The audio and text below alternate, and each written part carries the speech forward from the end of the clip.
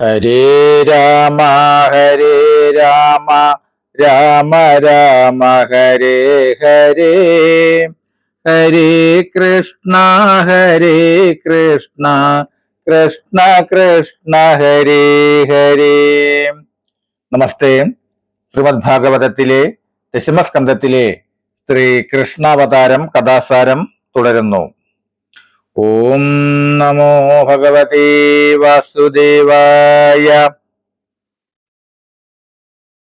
ഭഗവാന്റെ നിർദ്ദേശാനുസരണം മായ ഗർഭസ്ഥ ശിശുവിനെ ആവാഹിച്ച് രോഹിണിയുടെ ഗർഭപാത്രത്തിൽ നിക്ഷേപിച്ചു. ദേവകിയുടെ ഗർഭം അലസിപ്പോയെന്ന വാർത്ത അവിടെ മെങ്ങും പരന്നു. തുടർന്ന് ദേവകി 8ാമതും ഗർഭം ധരിച്ചു. വൈഷ്ണവംശത്തെ ഉദരത്തിൽ പേറിയ ദേവകി അതീവ തേജസ്വിനിയായി കാണപ്പെട്ടു. ദേവകി 8ാമത്തെ പുത്രനെ ഗർഭം ധരിച്ചിരിക്കുന്നുവെന്ന വാർത്ത കംസനെ തീർത്തും അസ്വസ്ഥനാക്കി. ഭയചകിതനായ കംസന്റെ ഊണും ഉറക്കവും നഷ്ടപ്പെട്ടു. സർവജഗത്തും വിഷ്ണുമയമായി അയാൾ ദർശിച്ചു.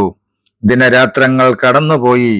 പൂർണ്ണ ഗർഭിണിയായ ദേവകി സർവമംഗളകരമായ ശുഭമുഹൂർത്തത്തിൽ ചിങ്ങമാസത്തിലെ അഷ്ടമി രോഹിണി നാളിൽ രാത്രിയുടെ ഘോര അന്ധകാരത്തിൽ ഭഗവാന്റെ പൂർണ്ണാവതാരത്തിന് ജന്മമേകി.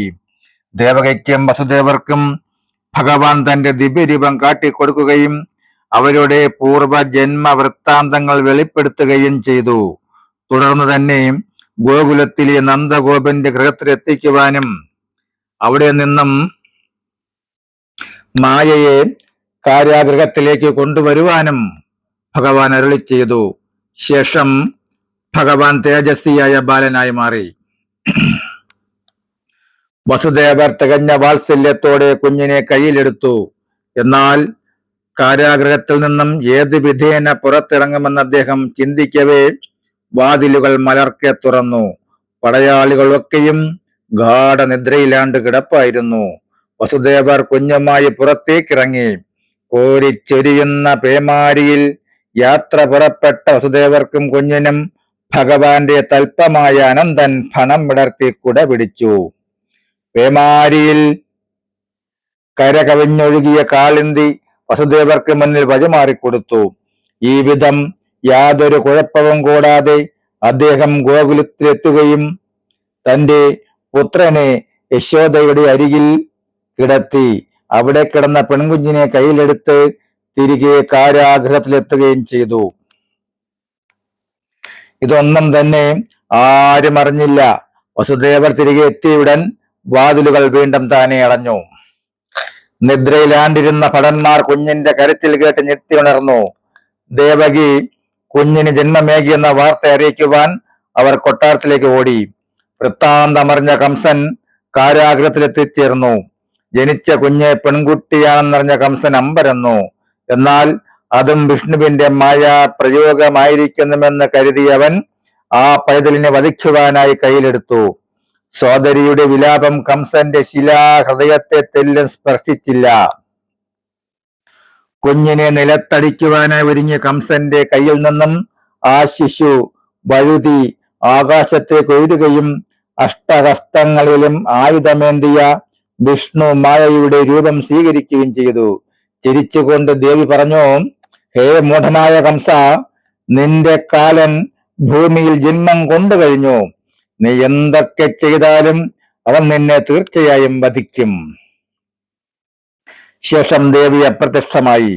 ദേവിയുടെ വാക്കുകൾ കേട്ട കംസൻ പശ്ചാത്താപ വിവശനായി.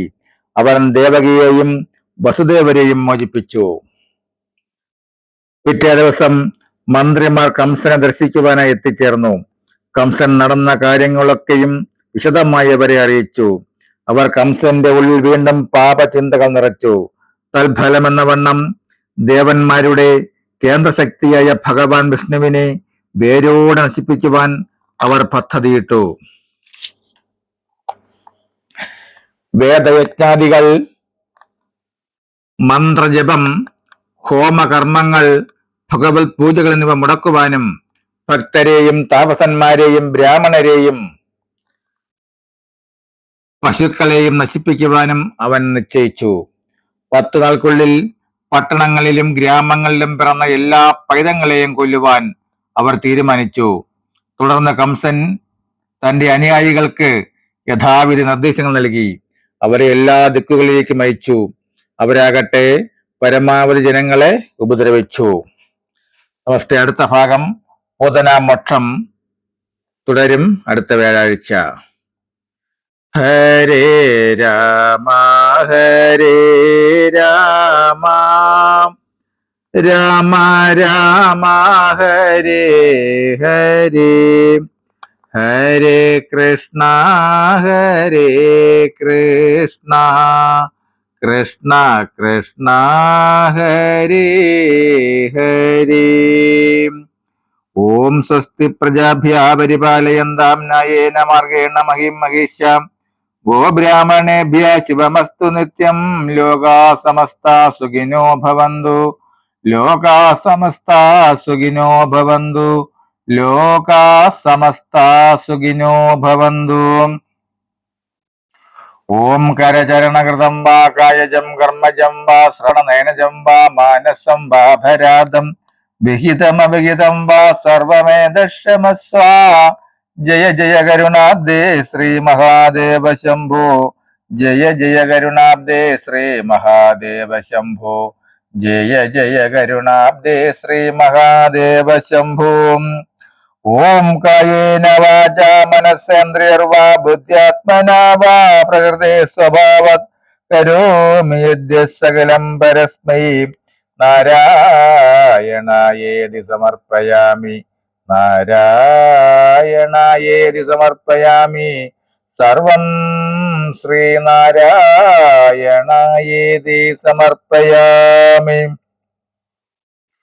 ഓം പൂർണ്ണമദ പൂർണ്ണമിദം പൂർണ്ണാത് പൂർണ്ണമുദച്യത്തെ പൂർണ്ണസ്യ പൂർണ്ണമാദായ പൂർണ്ണമേവാവശിഷ്യത്തെ.